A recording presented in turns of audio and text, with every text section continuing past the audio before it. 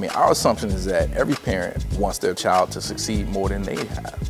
But for some reason, it just seems like people don't believe that about African American parents. People don't believe that African American parents want their kids to be successful educationally, and it's ludicrous. We went through that already, seeing people outside this community judge our children and punish them with brutality. We asked them with positive behavior policies that I think, and I'm so proud that CADRE was a part of, to have somebody to see that all they have to do is be positive and sit our children down and find out what's going on. One thing that we often forget with criminalization is that it covers the whole community.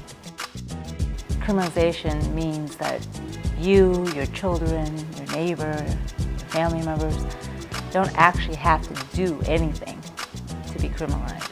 Don't have to actually break the law or break a rule, but the perception that they might, or the perception that they're about to, or the perception that the anger, the coping, whatever is used to deal with day-to-day stress here in this community can be used against you.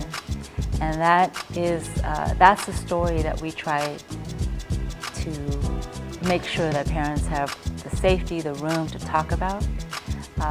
That's what cuts across language. That story can be felt without words, and that story can be articulated without words. We want to start today with a reminder of what we've committed ourselves to. The impact of the education process is often to make people participants in their own demise. People in communities where they are miseducated become participants in criminalizing themselves. So in recognizing this, CADRE creates a space for folks to kind of look at themselves differently and see themselves as human beings, as people who have value, as people who have potential, and to create a space where they can begin to reverse that cycle and restore a sense of humanity, not only for themselves but for their families, and in essence break that cycle of criminalization by enabling people to really participate in undoing that cycle themselves. The Academy is designed to be an initial space for the process of kind of redefining oneself to begin, to regain control over the development of their families, to realize the power that they have to make institutions work on behalf of their families. That task, that's a lifelong process, or it's at least a long-term process. So it's an ongoing process. And so what we attempt to do in the Academy is provide parents with some basic tools and some basic practices that will allow them to begin that process.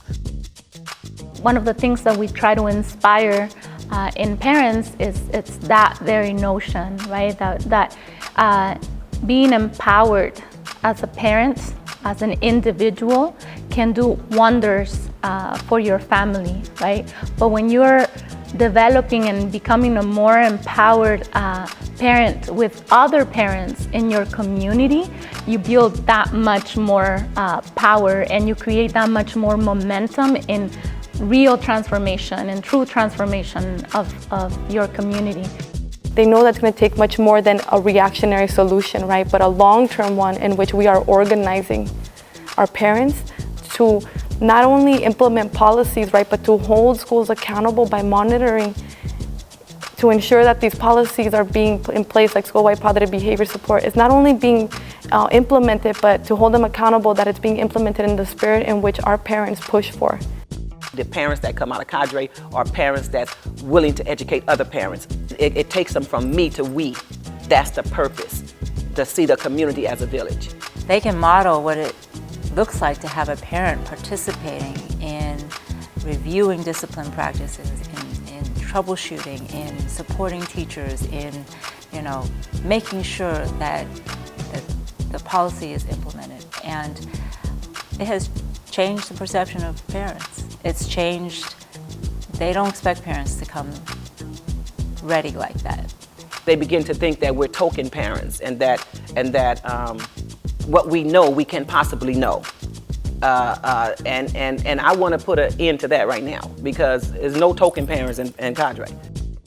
All of the communities that I've ever lived in have always been Black and brown. All of the schools, all of the homes, they're Black and brown.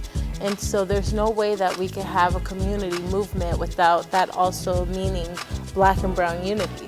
To work with Latino parents and African American parents, you can see that, if I could say this boldly, Jim Crow is still alive in our community, and it was planted here for a reason, and it's to keep us separated by color, race, whatever it is that can keep us from reaching a level of confidence and as a people.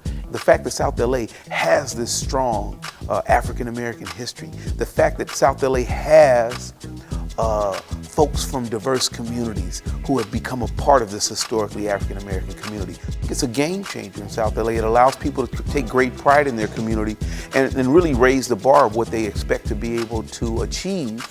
It allows South LA to flex, if you will, one of its major strengths.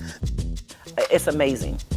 It's amazing. And that's when you know you can sit back and say, whatever that job was today, it got done, because these are people that came in here that didn't even want to speak, didn't want to say anything. But now they're embracing each other, they're crying, they're talking, and it's done. This is the start of the rest of their lives as parents. That's CADRE. Hope, faith, belief, and you can change a system that's not willing to change. There is a way to change it.